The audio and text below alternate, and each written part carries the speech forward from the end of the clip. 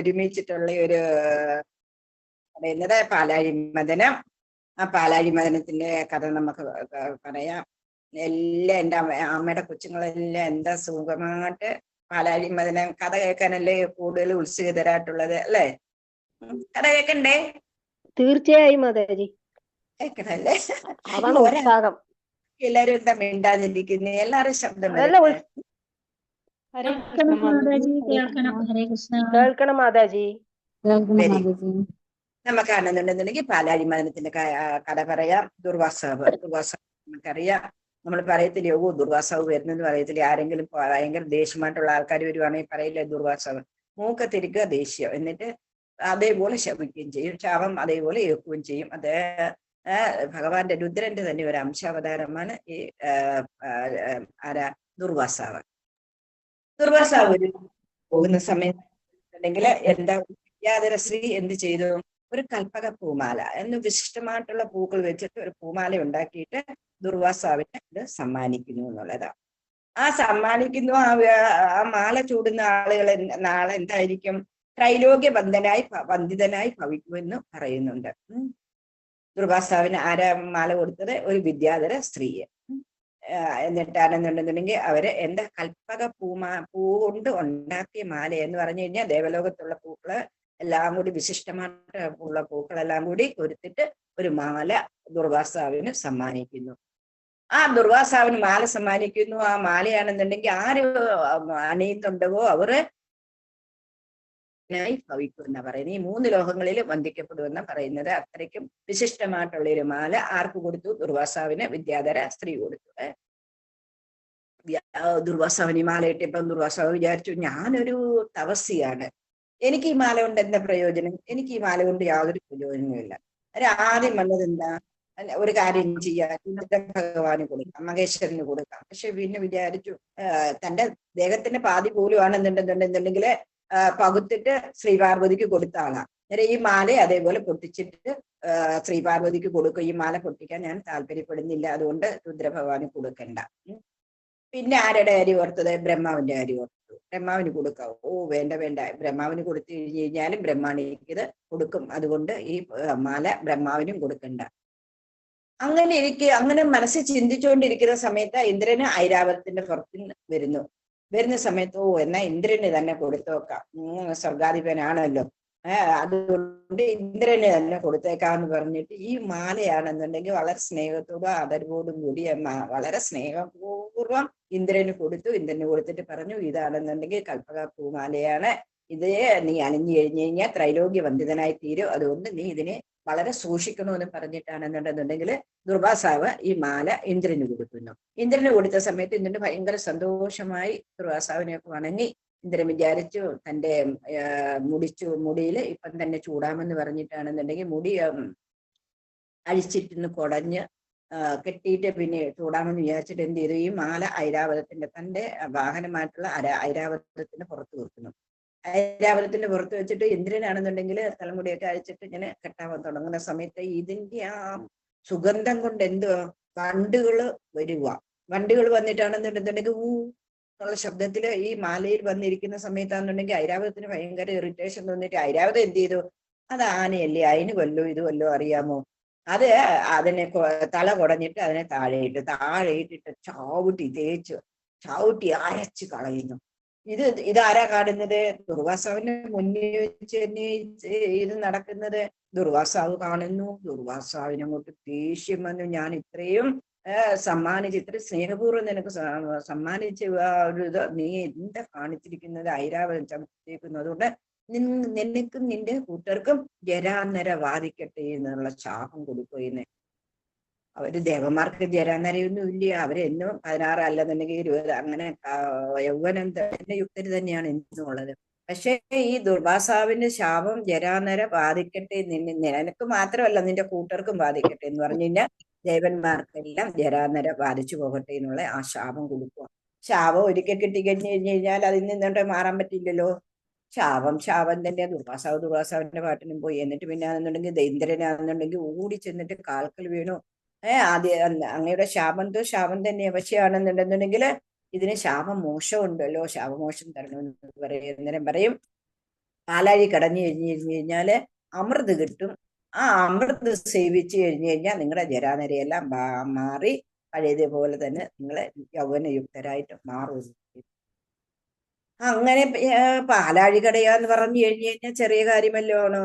നേരെ പോയി എവിടെ പോയി വൈകുണ്ഠത്തിൽ നിന്ന് വൈകുണ്ഠത്തിൽ നിന്നിട്ട് ദേവന്മാരെല്ലാം ചുക്കിച്ചുളിഞ്ഞ തൊലിയും തൊക്കും പിന്നെയാണെന്നുണ്ടെങ്കിൽ ജരയൊക്കെ വാച്ച് ഭയങ്കരമായിട്ടാണെന്നുണ്ടെങ്കിൽ വിരൂപരായിട്ടാണ് വൈകുണ്ഠ ചെല്ലുന്നതെന്നുള്ളതാണ്. അങ്ങനെ വൈകുണ്ഠനാഥനാണെന്നുണ്ടെങ്കിൽ വൈകുണ്ഠനാഥനെ സ്തുതിക്കുന്നു. വൈകുണ്ഠനാഥൻ വരുന്നു. വരുന്ന സമയത്ത് പറയുന്നു, വിവരങ്ങളെല്ലാം പറയുന്നു, ശാപം കാര്യങ്ങൾ പറയുന്നു. അന്നേരം ഇതിനുള്ള പരിഹാരം പറഞ്ഞു. പാലാഴി കടഞ്ഞിട്ട് അമൃത് കഴിച്ചു കഴിഞ്ഞു കഴിഞ്ഞാല് സേവിച്ചു കഴിഞ്ഞു കഴിഞ്ഞാൽ ഞങ്ങളുടെ ഈ ജരാനരകളെല്ലാം മാറുമെന്ന് പറഞ്ഞു. പക്ഷേ ഭഗവാൻ എന്താ പറഞ്ഞത് ശരിയാണ്. പാലാഴി കടയാൻ വേണ്ടിയിട്ട് അത്ര ചെറിയ കാര്യമൊന്നുമല്ല. മന്ദരപർവ്വതത്തിനെ കൊണ്ടുവരണം, കടക്കോലാട്ട് മന്ദരപർവ്വതം വേണം, പിന്നെയാണെന്നുണ്ടെങ്കിൽ വാസുകിയെ കയറാട്ട് കൊണ്ടുവരണം. ഇതൊക്കെ എന്ന് പറഞ്ഞാൽ നിങ്ങളെ കൊണ്ട് തന്നെ ചെയ്യാൻ പറ്റില്ല. നിങ്ങൾ അസുരന്മാരുടെയും കൂടെ ഹെൽപ്പ് എടുക്കണമെന്ന് പറയും, സഹായം തേടണമെന്ന് പറയും. അസുരന്മാരോ ഞങ്ങളെ നശിപ്പിക്കാൻ വേണ്ടിയിട്ടാണ് ഈ അസുരന്മാര് ജീവിക്കുന്നത് തന്നെ. അങ്ങനെയുള്ള അസുരന്മാരെ ഞങ്ങളെ സഹായിക്കൂ. എന്താ പറയുന്നത്, കാര്യം കാണാന് കഴുതക്കാലും പിടിക്കണമെന്ന് പറയും. കാര്യം കാണാൻ കഴുതക്കാലും പിടിക്കണം എന്ന്. അവിടെ ശത്രുക്കളോ മിത്രങ്ങളോ ഒന്നും നോക്കേണ്ട ആവശ്യമില്ല. നമുക്ക് അത്രയ്ക്ക് ഒരു ആവശ്യം വന്നു കഴിഞ്ഞു കഴിഞ്ഞാൽ ശത്രുക്കളെ പോലും നമ്മുടെ മിത്രങ്ങളായിട്ട് കണ്ട് അവരുടെ സഹായം നമുക്ക് എടുക്കാം. അതാണ് പ്രമാണം പറയുന്നത്. ഭഗവാൻ നിർദ്ദേശിച്ചു, അസുരന്മാരുടെയും കൂടി നിങ്ങൾ കൂട്ടു എന്ന് പറഞ്ഞു. അങ്ങനെ ദേവന്മാരാണെന്നുണ്ടെങ്കിൽ അസുരന്മാരെ അടുത്ത് ചെന്നു ഹെൽപ്പിന്. ആദ്യമൊക്കെ ആണെന്നുണ്ടെങ്കിൽ അവർ കുറെ പുച്ഛിച്ചു. എങ്ങനെയാണ് നിങ്ങളാണെന്നുണ്ടെന്നുണ്ടെങ്കിൽ അങ്ങനെ എങ്ങനെയാ കുറെ പുച്ഛം പറഞ്ഞു. പക്ഷേ ഇവരാണെന്നുണ്ടെങ്കിൽ ദേവന്മാർ വിചാരിച്ച കാര്യം ഞങ്ങളുടെ ഇതാണല്ലോ, അതുകൊണ്ട് അവർ താഴ്ന്നു കൊടുത്തിട്ട് അവസാനം അസുരന്മാരെ സമ്മതിച്ചു, ഞങ്ങൾ നിങ്ങളെ സഹായിക്കാമെന്ന് സമ്മതിക്കുന്നു.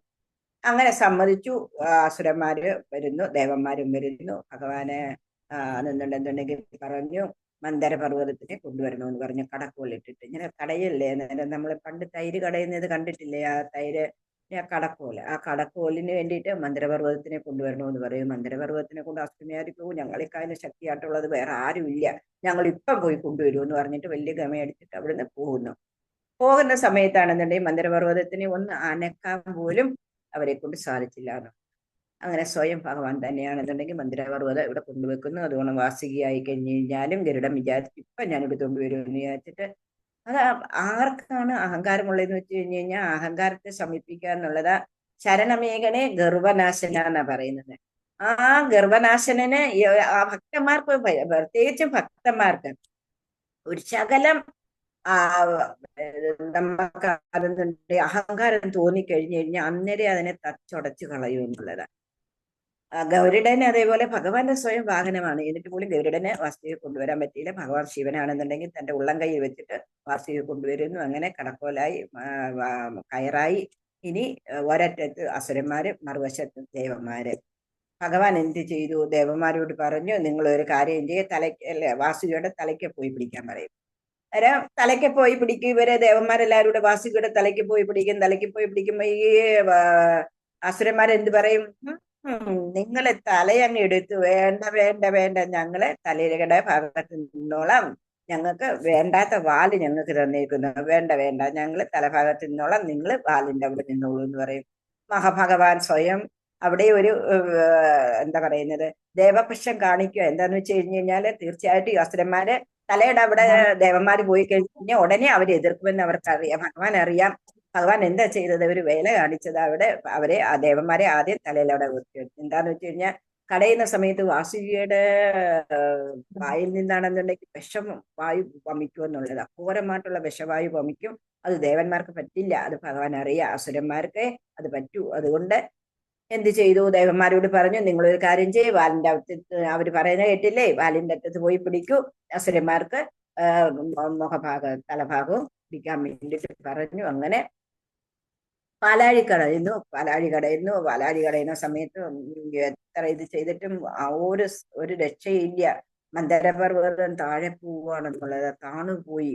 മന്ദരപർവ്വതത്തിന് ഉയർത്താൻ വേണ്ടിയിട്ട് ആരെ കൊണ്ട് പറ്റില്ല. ഉടനെ ഭഗവാൻ സ്വയം കൂർമാവതാരം എടുക്കുന്നു. ആ കൂർമാവതാരത്തിൽ തന്റെ പുറത്ത് മന്ദരപർവ്വതത്തിന് വെച്ചിട്ട് പിന്നെയാണെന്നുണ്ടെന്നുണ്ടെങ്കിൽ കളയാൻ വേണ്ടിയിട്ട് അവർ കടയുന്നു. ഞാൻ നമ്മൾ ഓരോ ശ്ലോകം പറയുമ്പോഴും ഇതിനെല്ലാം ഡീറ്റെയിൽസ് പിന്നെയുണ്ട്. ഞാൻ ടോട്ടലായിട്ട് ഒരു കഥയായിട്ടാണ് ഈ പറയുന്നത്. അങ്ങനെ മന്ദരപർവ്വതത്തിനെ കടക്കോളിലാക്കി വാസുകിയെ കയറാക്കി അവര് എത്ര കളയാൻ ശ്രമിക്കുന്നെങ്കിലും ദേവന്മാരെ കൊണ്ടും അസുരന്മാരെ കൊണ്ടും പറ്റുന്നില്ല.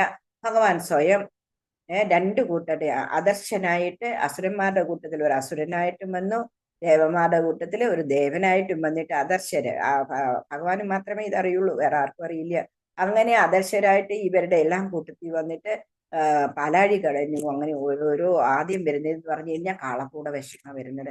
കാളക്കൂട വിഷം വന്നു കഴിഞ്ഞു കഴിഞ്ഞാൽ അത് ഭൂമി വീണ് കഴിഞ്ഞു കഴിഞ്ഞാൽ ഭൂമിയിലുള്ള എല്ലാ പ്രാണികളും നശിക്കും, ഭൂമി മൊത്തം നശിക്കും. അതിനു വേണ്ടിയിട്ട് സാക്ഷാൽ മഹാദേവൻ തന്നെ അവിടെ വന്നു. വിഷ്ണു വൈഷ്ണവാന ശംഭു എന്നാ പറയുന്നത്. വൈഷ്ണവരിലെ പ്രഥമഗണ്യൻ എന്ന് പറഞ്ഞു കഴിഞ്ഞാൽ ശംഭുവാണ്. ആ ശംഭു ഉടനെ അവിടെ രക്ഷക്കെത്തുന്നു. രക്ഷക്കെത്തിയിട്ട് കാളകൂട വിഷം കുടിക്കുന്നു. നമുക്കറിയാം അത് പാർവതീദേവി കണ്ടത്തിൽ പിടിച്ചു. പിന്നെ ആണെന്നുണ്ടെങ്കിൽ ഭൂമിയിലേക്ക് വിഷം വീഴാതിരിക്കാൻ വേണ്ടിയിട്ട് ഭഗവാൻ വായും പൊത്തിപ്പിടിച്ചു. അങ്ങനെ കണ്ടത്തിൽ ആ വിഷം ഉറഞ്ഞു. അതിനെ ആ ഭഗവാന്റെ കണ്ടത്തിൽ ആ നീല നിറം അങ്ങനെ വന്നത്. നീലകണ്ഠൻ എന്നുള്ള പേര് മഹാദേവന് അങ്ങനെയാണ് ഇത്.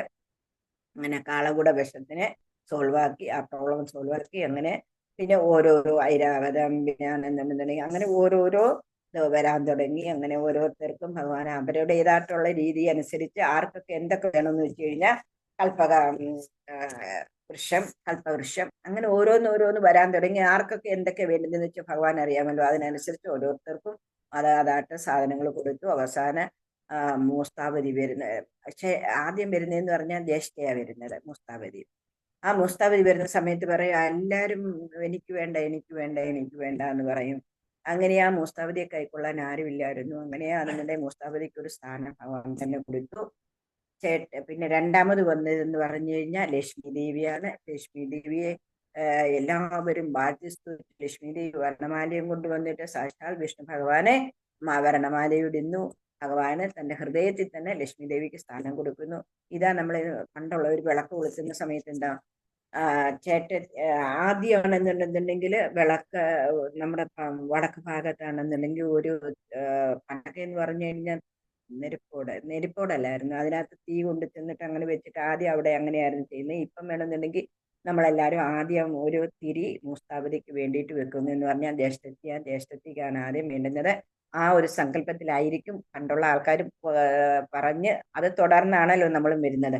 അങ്ങനെ ആ ഒരു തിരി ജ്യേഷ്ഠത്തിക്ക് ആദ്യം വെക്കുന്നു, എന്നിട്ടേ നമ്മൾ നിലവിളക്കി വിളക്ക് കൊളുത്താവൂ എന്ന് പറയും.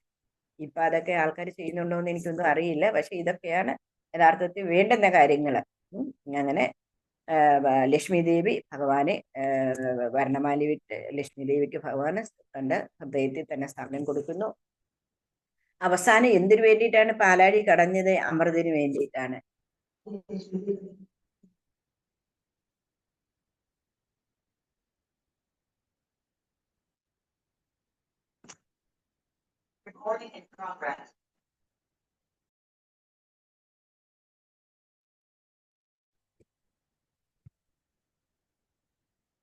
അല്ല, ഇടയ്ക്കങ്ങ് പോയായിരുന്നു. അതിന് വേണ്ടിയിട്ടാണ് എന്താണെന്നുണ്ടെന്നുണ്ടെങ്കിൽ പാലാഴി കടഞ്ഞത് തന്നെ. അമൃത് ധന്വന്തരമൂർത്തി അമൃത് കുംഭകലശമായിട്ട് വരുന്ന സമയത്ത് ഇവിടെ എന്തായിരുന്നു വിഷ്ണു ഭഗവാന്റെയും പിന്നെ ലക്ഷ്മി ദേവിയുടെയും കൂടെ ഒക്കെ ഇതിനെ കല്യാണവും പിന്നെ ആ ഒരു എല്ലാവരും അങ്ങ് മുഴുകിപ്പോയി. പക്ഷെ ഈ ഒക്കെ നോക്കിയിട്ട് എന്ത് ചെയ്തു? ആണെന്നുണ്ടെങ്കിൽ ധന്വന്തരമൂർത്തിയിൽ നിന്നിട്ട് അമൃത് അവര് കൊണ്ടുപോയി അവര് സ്ഥലത്ത് വെച്ചിട്ടുണ്ടെന്നുണ്ടെങ്കിലും അവര് തങ്ങളിൽ അങ്ങോട്ടും ഇങ്ങോട്ടും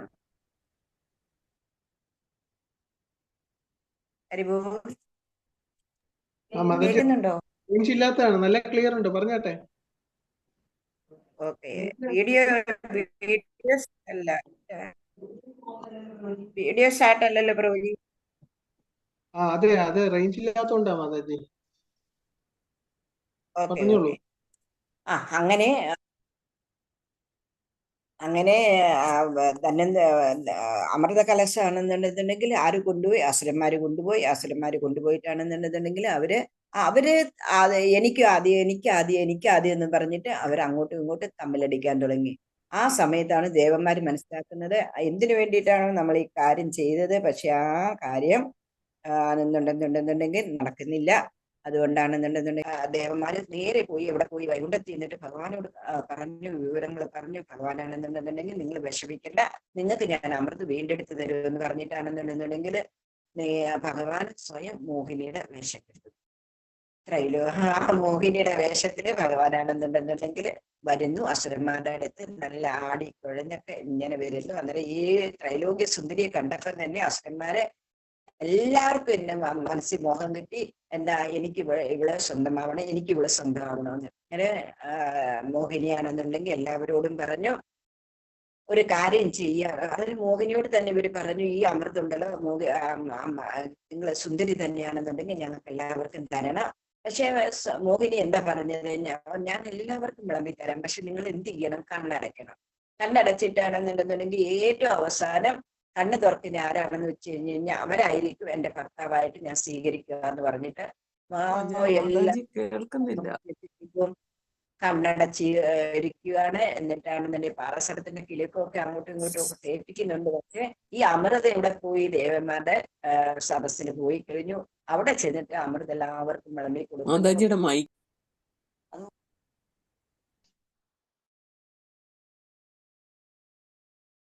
ചക്ര സർവത്ര ഗോവിന്ദനാമ സങ്കീർത്തനം.